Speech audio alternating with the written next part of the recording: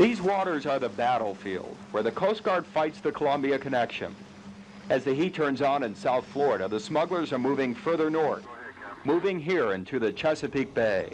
It's a multi-million-dollar gamble for the drug runners, but the odds are often with them.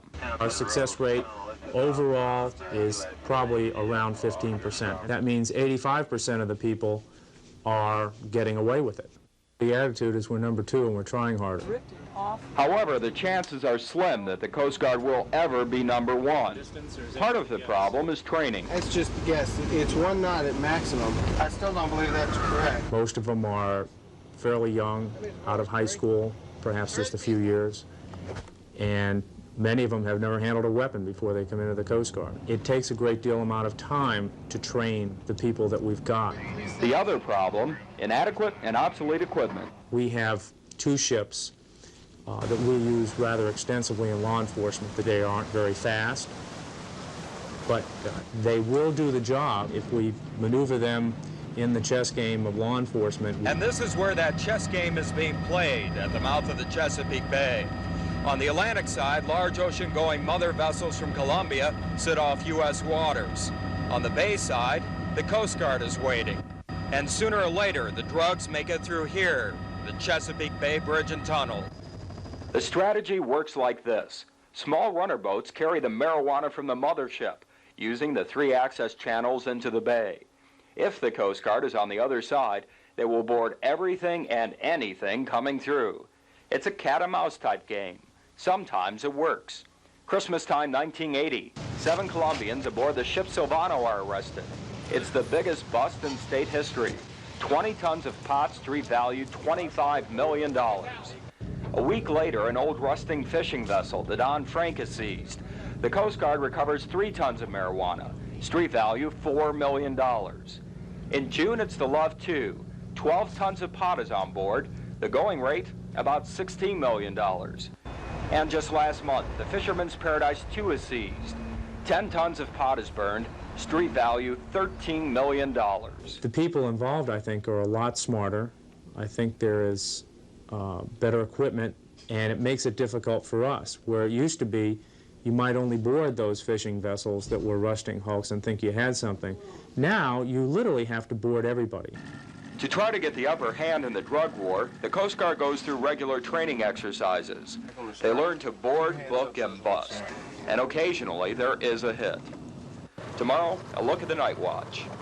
On board the USS Chalk, Chris Cahoon, The Daily News.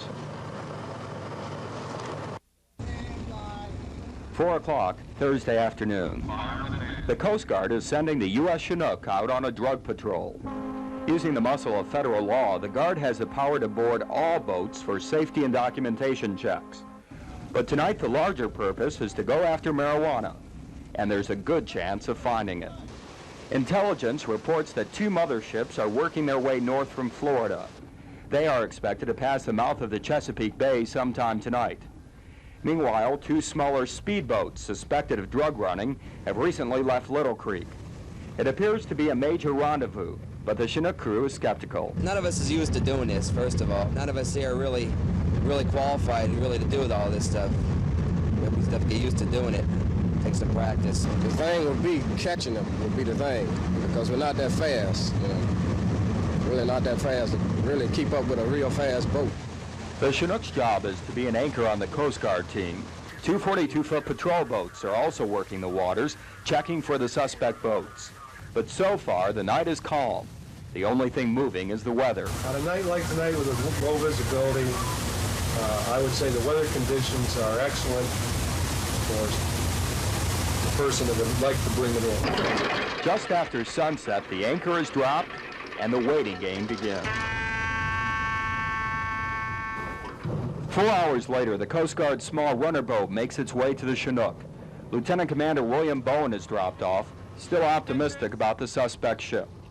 Make a sweep at first light. There's nothing out there. Go ahead and go back in. We've got a couple that we know to be dealing in the trade, so to speak, and that those boats have been underway for a while, and usually after they're underway for several days, they do make it back into port. But 3 hours later, there is still no action. The Chinook lifts anchor and moves towards the Chesapeake Bay Bridge Tunnel. The morning is spent waiting and watching. Sunrise. About 15 hours ago, the Chinook took off on its drug enforcement mission. Now it's heading back home with relatively little to show.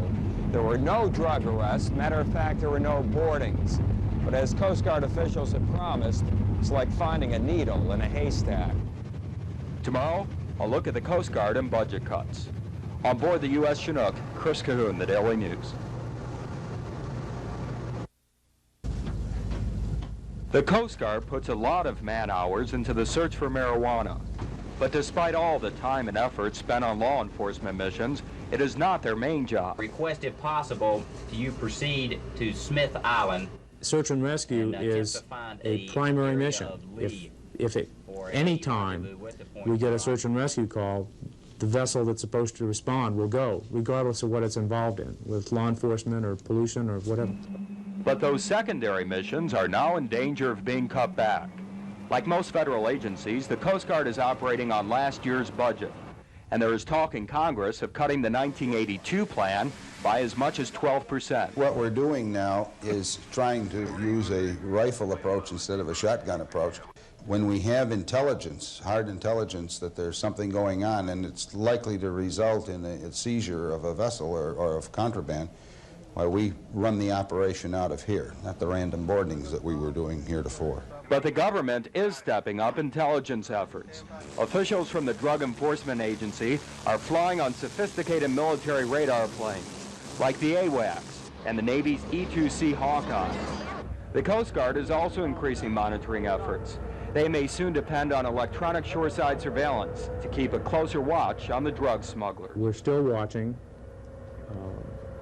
We're still trying. I think as long as it is illegal to import drugs, weapons, people, as long as those things are illegal, the Coast Guard is the law on the sea. Chris Cahoon, the Daily News.